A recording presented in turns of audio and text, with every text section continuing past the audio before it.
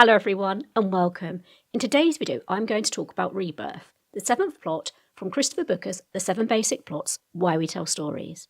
So far I've discussed the other 6, including Overcoming the Monster and Rags to Riches. I put all of them into a playlist, so if you want to watch them all in one go, you can. While this is one of the lesser talked about plots, it still has applications in TTRPGs, especially Dungeons and Dragons, for example where the main characters go on an adventure to redeem themselves. Unlike the other plots, Rebirth follows a particular sequence, instead of defined stages. Spell of Darkness. Our lead character falls under the shadow of a dark power. The reason for this may not be initially clear, but they could have bargained with someone or something, and now that decision is beginning to affect them. The status quo. At the moment, things on the surface are going well. The otherworldly entity has held up its end of the bargain, and its threat no longer seems to be posing a problem. The threat returns.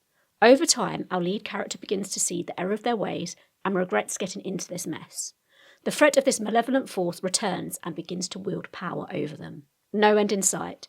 More time passes and our lead character is imprisoned in a state of living death. The dark power begins to own them.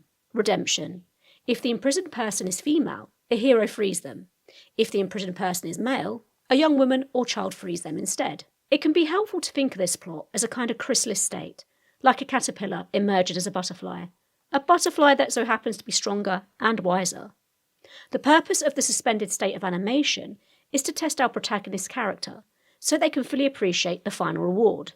Good examples of the Rebirth plot are Sleeping Beauty, Snow White, The Secret Garden, and A Christmas Carol. Before I explain exactly how you can apply this plot to your adventure writing, if you found what I said useful already, please like and subscribe, as it's a great way to support the channel. If we begin with the Spell of Darkness, our NPCs have fallen under the shadow of a darker power. But what does this look like? Well, it could be a pact, curse, possession, or some misguided choice that gives them something beneficial in exchange for something sinister. 2 story examples of this are: a patron grants a warlock powerful abilities, but gradually demands that the warlock carry out their wicked deeds in return. Patrons in D&D include fiends, the Great Old One, or Archfey. Next up, a noble but naive ruler makes a deal with a maleficent entity to save their kingdom, but unbeknownst to them, they are dooming it. So, to get these adventures off the ground, you don't want to reveal too soon that the dark entity is actually, well, dark. Make the choices seem rational and understandable to your players. Next up in the sequence is status quo, or in other words, false peace. Everything seems to be going well, yet cracks are beginning to show. If we progress in our warlock story, they're enjoying the power they wield. They are actually pleased with the bargain they made. Nothing too terrible has happened yet. Maybe they've gotten off lightly. But they do keep having these odd dreams every now and again. Strange voices are whispering in them, but they can't quite make out what they are saying. In the case of our noble but naive ruler, perhaps this entity has helped them fight off a rival and the kingdom is once again secure. Surprisingly, the entity has taken quite an interest in the kingdom, in particular its ancient forests, but nothing untoward has happened yet. Our ruler is thankful that the entity protected the citizens. In fact, they even feel they owe their new friend more. At this point, you may want to use some subtle foreshadowing to suggest the inevitable downfall or threat. The threat returns. This is where everything starts to get a little real, and the true cost of the pact or deal is revealed. The dark power begins to assert its authority, and its demands are getting a bit much, to say the least. Our protagonists are beginning to regret making the deal. Going back to our warlock example, perhaps the time has come for them to make some sort of sacrifice. This is a line they never wanted to cross, but they did make a deal with a maleficent entity, so you can't really feel that sorry for them. They feel they're beginning to lose whatever shred of humanity they have left. The ruler, in our other example, has realised they've been duped by Spore Lord, who wants to take over their kingdom and will use the ancient dense forest as a dwelling. The Spore Lord wants to infect the citizens and use them as puppets. The ruler feels powerless and doesn't know what to do. So at this point in the adventure, you want to introduce a moral dilemma. Does the protagonist try and break through the bargain? If so, what's the cost? Or do they succumb to the dark force and embrace it? We're now at no end in sight. At this point, our protagonist is trapped in a state of living death. But what does this look like? Living death can mean several things and doesn't just refer to a physical state of being. It could be psychological too.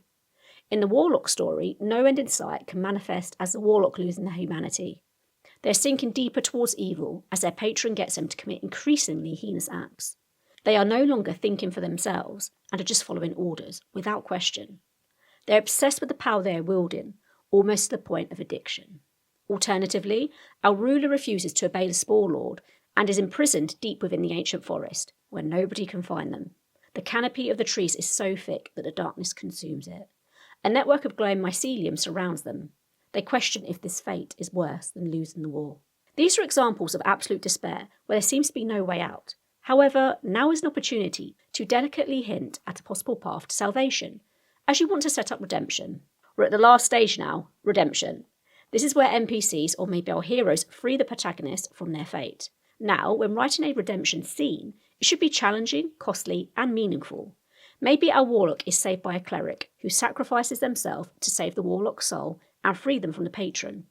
The warlock's relationship with the cleric is also hinted at throughout the game. Maybe they were a close relative or friend. Perhaps after this, our warlock struggles to accept the sacrifice. Over time, they realise the true cost of obtaining power and try to save others from taking the same path. But what does redemption look like for our ruler imprisoned in the ancient woods? Maybe 100 years have passed and explorers find them. But these explorers aren't just anyone. They are distant relatives of those who became trapped in the kingdom of our Spore Lord.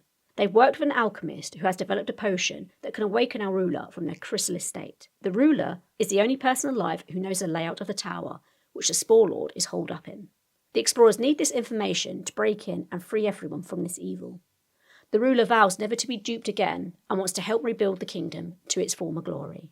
So that's a Rebirth plot. I must admit that this plot lends itself to more emotionally driven campaigns, as it evokes a lot of reflection, especially as your players are forced to make tough choices and navigate moral dilemmas.